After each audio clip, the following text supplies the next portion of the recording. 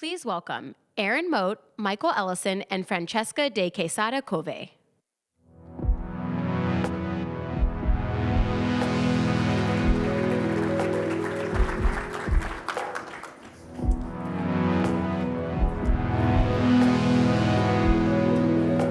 Hi, good morning, everyone. How's everyone doing? Yeah. Happy Thursday morning in Miami. We're so delighted that you're here for the second day of Night Media Forum. I am delighted to be on this panel with two AI experts. I will tell you about their bio, but the reason that you will know that they're AI experts is they got all the AI videos correct in the previous session. And it was really validating that we brought the right people on stage to have this conversation, I have to say. So Erin and I met in Washington, D.C.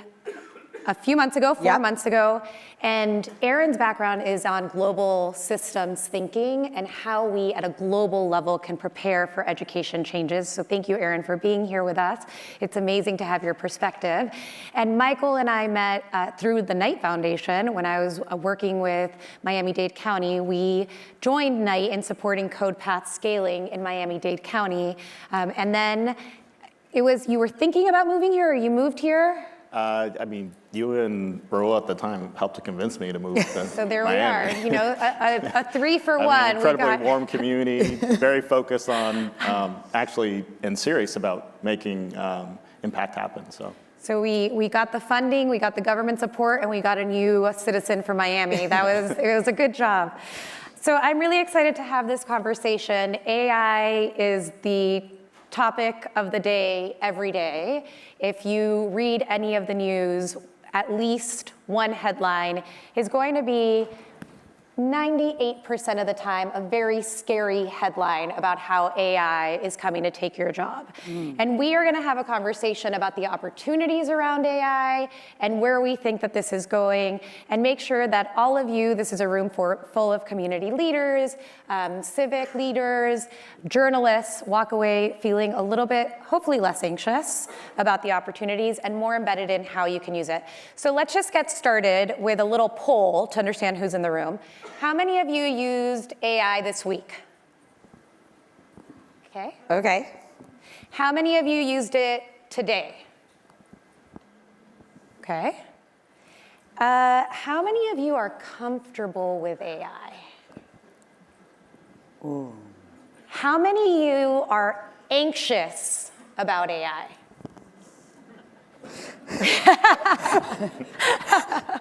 Okay, perfect. We understand who's in the room. Thank you for that. I love the honesty. We should have, yes, also yes. So let's start at the 30,000-foot level. You both could be working in anything. Entrepreneurs, incredible system thinkers, have been in technology for a long time, always leading the way. Why are you focused on AI? Michael? Specifically, CodePath is thinking about how do we prepare as many people as possible to be successful, given the incredible disruption and change that AI is bringing to the economy. And we do provide courses that embed inside of computer science programs in order to ensure we bridge the gap between those computer science programs across the school serving the largest numbers of low-income, first-generation college students, the gaps with what industry is expecting. And I honestly don't see a more important objective right now than how do we bring as many people along, but in a way that's not just generally AI fluency, but that drives economic mobility at scale. So it's happening really fast. You know, we all see this. We're all using AI. We see headlines, we see what's scary is when you look at what the leading AI labs are doing and you look at videos and you see that the technology is moving so fast. And that's why I think it's so incredibly important that we're making sure that our communities that are most likely to be left behind are not left behind, but by default, our institutions, our school systems are ensuring that we're not just teaching anything, but we're specifically teaching the skills that we know are going to be most durable and most helpful for them to have long-term success as the economy changes. So to me, this is extremely urgent. and also just the most important thing I could be doing because I care about the future. I'm very pro-human. I want humans to thrive regardless of how technology changes. Erin, why are you working on AI? Yeah, so I think it's important to say that we're at a moment where AI is an arrival technology. What does that mean? It's not an adoption technology like blockchain or the newest headset. It is fundamentally going to reorder the way we work, we live, we learn, we relate to each other. I mean, the chicken on the trampoline, right? And so when moments of arrival technology, I'm going to give you a couple reference points. Think electricity. That's an arrival technology. Fundamentally reordered the way we work, we live, we learn, we relate to each other. The automobile, the internet. These are arrival technologies, and they are massively disruptive to existing systems, but they also have the opportunity to result in incredible productivity or massive inequality. Because those who have most proximity to wealth and opportunity with arrival technologies, history has demonstrated often get first mover advantage. And so I'm a technologist, but I'm also a mother. I have a 7 and a 10-year-old who are navigating the promise and peril of this technology, navigating a school system that is struggling to adapt to meet this moment with the type of AI literacy and fluency skills that they're going to need to be gainfully employed. And so the reason that the work we do, and I lead an organization called EdSafe AI Alliance, which advocates for the safe, accountable, fair, transparent, and efficacious use of AI in education.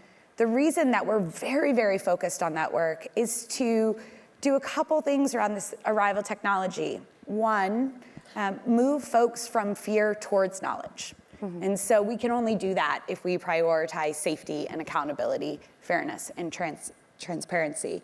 But we also have to show people when and how we build AI literacy, AI fluency, and in particular, when it's the right time to use AI in education. Because the skills that will be demanded of this arrival technology coming into our workforce aren't just going to be about coding or about using the technology. Certainly orchestration and working in multifunctional teams where one of your teammates is AI is going to be really important. But so is being able to move from not just what you know to what can you create with what you know. And so for me, education is really the vanguard of opportunity for us to meet this moment, not just for millions of kids around the globe, but for Robert and Claire, my own children. I love the term that you just used, vanguard of opportunity. It speaks to the novelty, the urgency, and the fluidity of this moment in time. Yeah. Where are you seeing the biggest opportunities right now? I mean, I think the things that are most exciting for me around AI is, okay, I'm going to say some controversial things. Please do. We love controversial Great. things. I'm just I'm going to do it. So education is not working in our society. And we have not designed the learning experiences for young people that have them prepared to navigate the complexity of the world. We have designed education experiences that are increasingly polarizing in our communities, are increasingly creating experiences for young people that are not about learning, but they are about schooling. And we have to have a really, really hard conversation with ourselves around, in orienting towards schooling, what are we losing in terms of adaptability, resiliency, persistence, and frankly, I think isolation with young people. And so when I think about AI, I think about the opportunity to have access and inclusion to knowledge that maybe you're too nervous to ask your teacher or your professor about. And so you don't fully participate in class. How many of you have like not known something and then not raised your hand? Okay. Like there's like a bit of like shame and fear, right? In saying like, I actually don't know, right?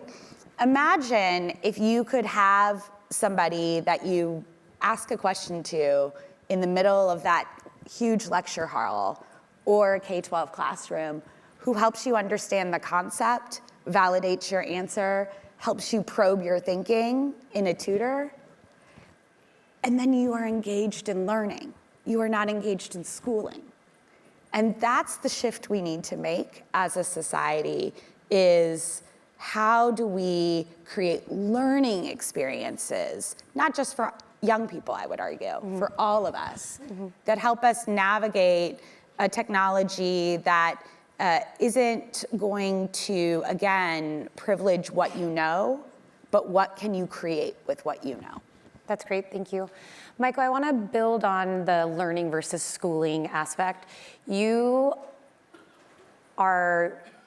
scale CodePath through academic institutions, and you have been really mindful of understanding and developing relationships with schools that are more focused on learning than in schooling, and that build in that agility.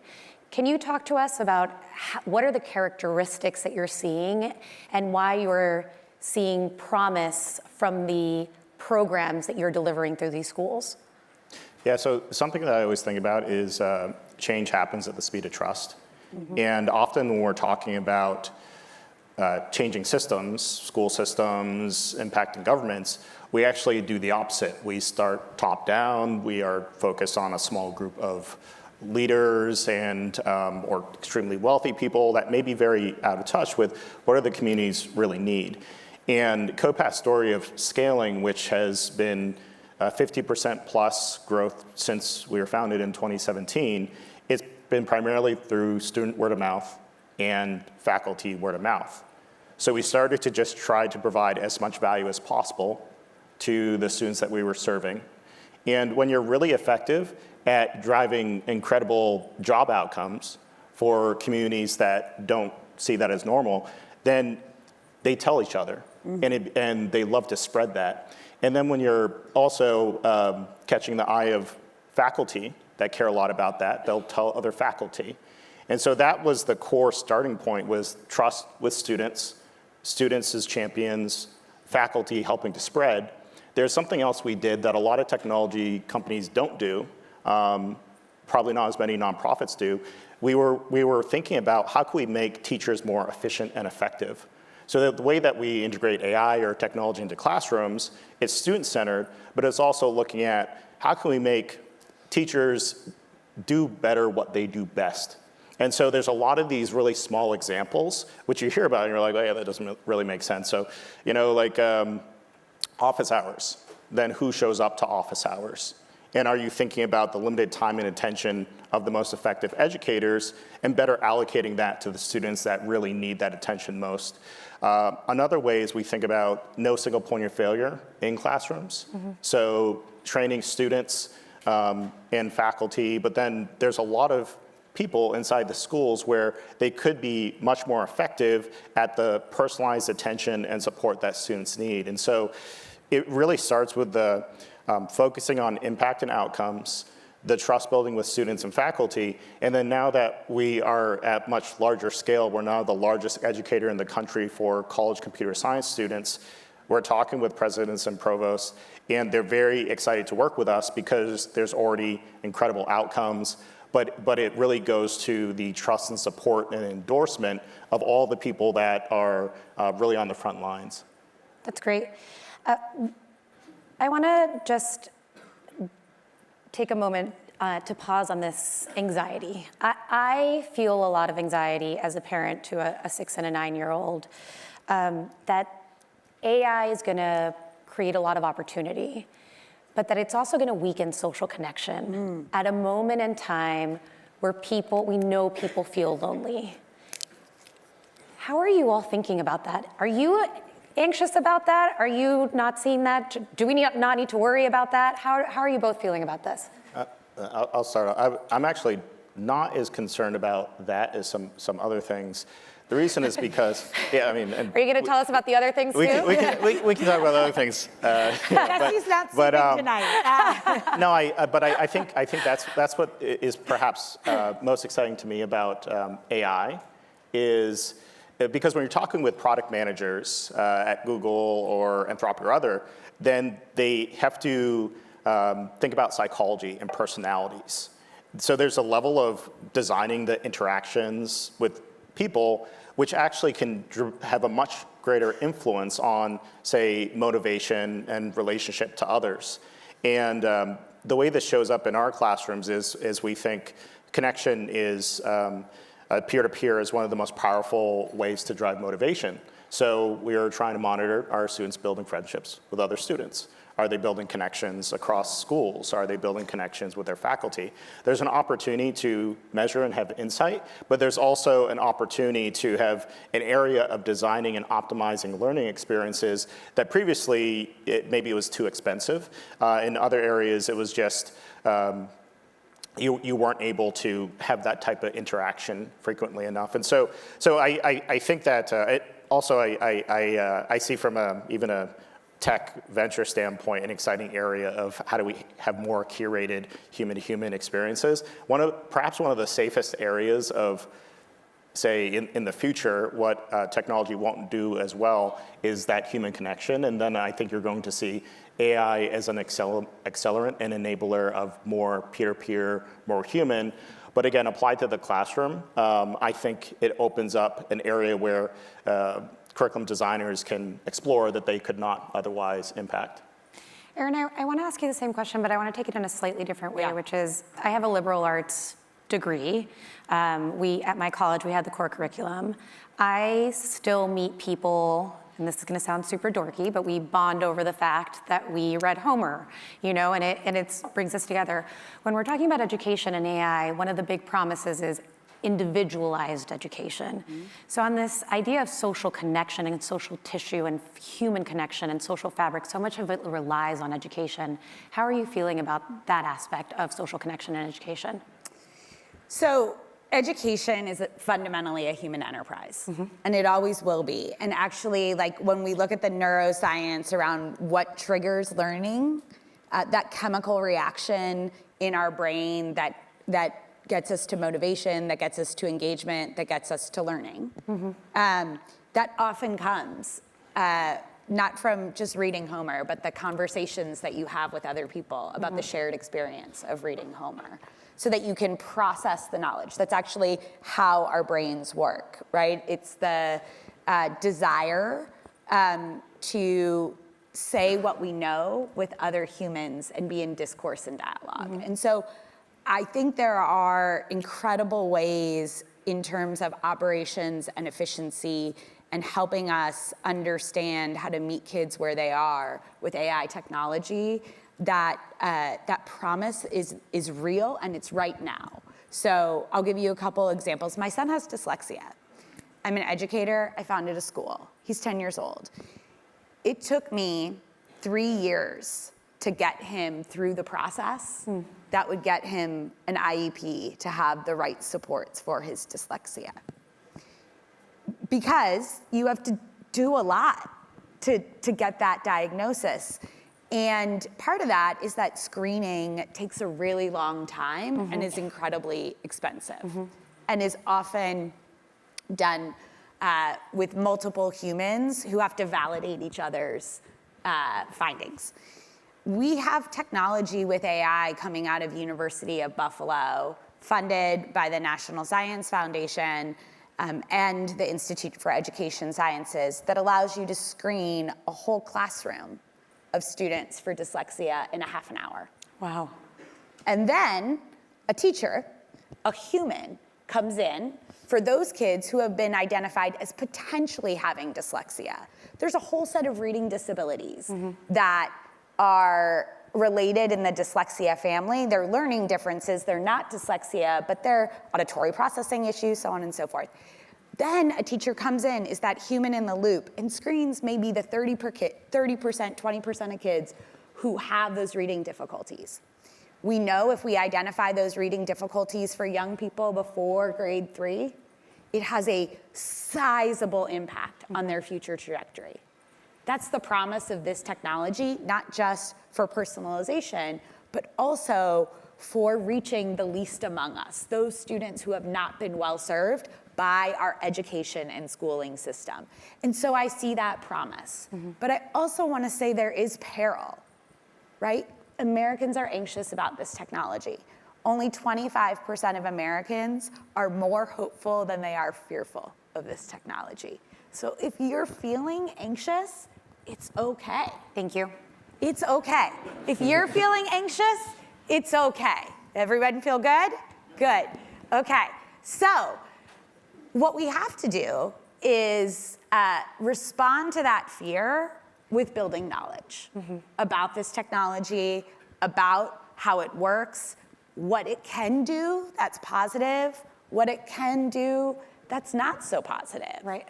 And I think when we have honest conversations with each other about the promise and the peril of this technology, it's both its ability to personalize and its ability to isolate, we're going to be able to have an honest conversation with ourselves about how to harness an arrival technology to strengthen human experience, to strengthen human connection, rather than replace it. But that is not inevitable. And we need to have that very active conversation and wrestle with that as a society, as organizations, and as institutions. I love that. I mean, my last question, I do feel less anxious, so thank you. I'm so glad. Yes. I'm so glad. That's what I'm here for. Thank you so much. Yep. Yes, Thursday If morning. we had a that's needed. couch, you could lay down. It would be great. It would feel great. My last question is, how do we meet the moment? And you've already set us up so nicely for that. In this room, as you know, we have leaders from 26 communities across the United States that Knight invests in deeply, but also from large institutions. All of them are trusted beacons of their community.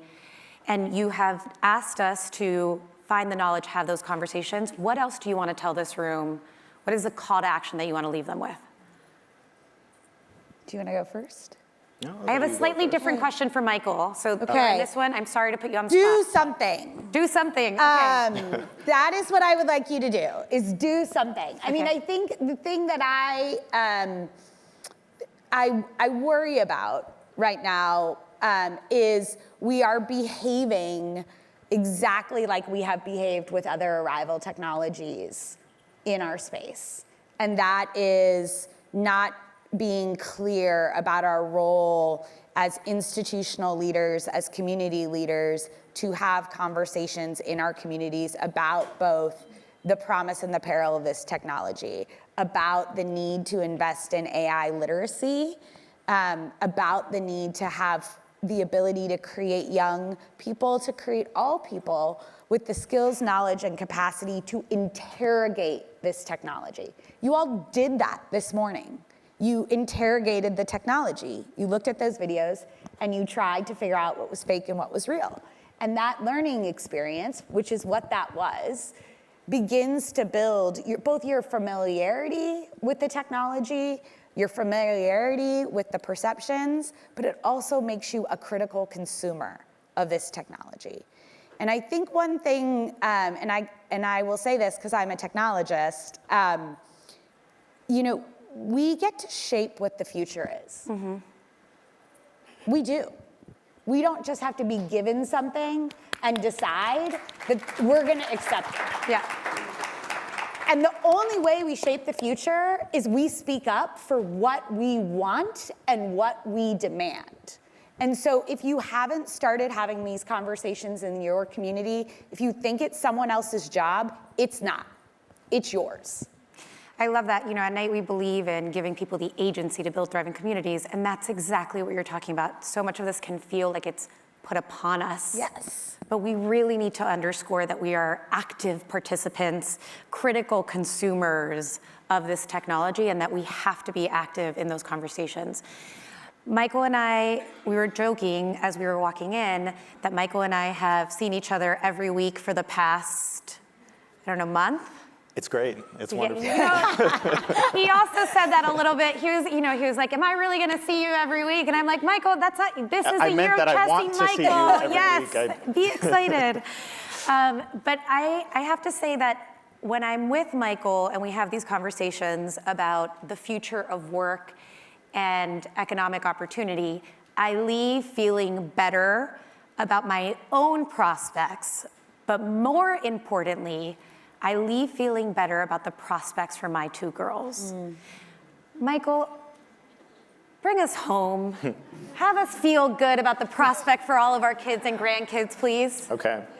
So You're the hope agent. Go. I'll just tell you some things that I think are inevitable, and I think likely we'll see a lot of over the next 5 years.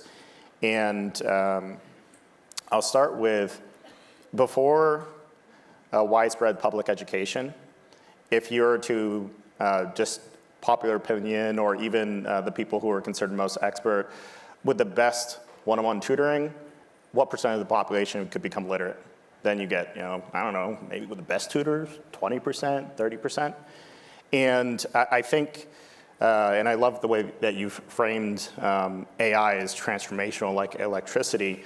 What we're seeing is a similar moment where we're going to completely change what our assumptions are or what humans are capable of, like what everyone is capable of. So a lot of times we're bucketing people. You didn't graduate high school. Things happened early on, depending upon whether you had parents who had the right backgrounds or a certain level of education. There's a lot of things that we see, there's a lot of data we collect, and we say, all right, therefore, they're not going to be able to get to this level of proficiency. They're probably not going to get to the master's or the PhD level. The technology is already here, and technology is just a tool, so we can decide how we want to apply that tool. Within the next couple years, I expect that we're going to be able to see some really exciting things. What used to take 4 years of education, maybe it will take 3 years or 2 years or less. We're going to start to have these immersive simulated work environments that if we don't have enough internships, if we don't have enough mentors, if we don't have enough people to guide, then it's going to still allow people to be able to have a level of support and to be able to develop a level of proficiency. I think it's going to start to become normal for us to not think of people as having one area of depth, one area of specialization, but to see more and more people as the norm having depth across a wide variety. We actually already see this. There's a lot of programs across colleges and universities. There's a lot of interest from president and provost where they're looking at combining different majors. But then we have not yet seen operationally if we're able to dramatically increase the efficiency of learning, the learning velocity of every student, what will that unlock? It will raise the minimum baseline for everybody. And that's probably what we most need, because the future is a relationship to learning which is continuous. So then if we have too large of our population that doesn't have a healthy relationship to learning, then automatically they're going to be left behind. It's going to be very challenging. But that's what makes me so optimistic, is because you can already see the technology is there and it's accelerating, and we can choose to apply it in order to unlock human potential. I love that. Thank you. So we are leaving you with one call to action and one reframing of this conversation. The call to action is do something. All of us can be critical consumers and have the agency to develop these tools that we will be using. The reframing is about we will be upping the baseline of opportunity for every single human in our communities. And how awesome is that? Thank you so much, Erin and Michael. Thank you.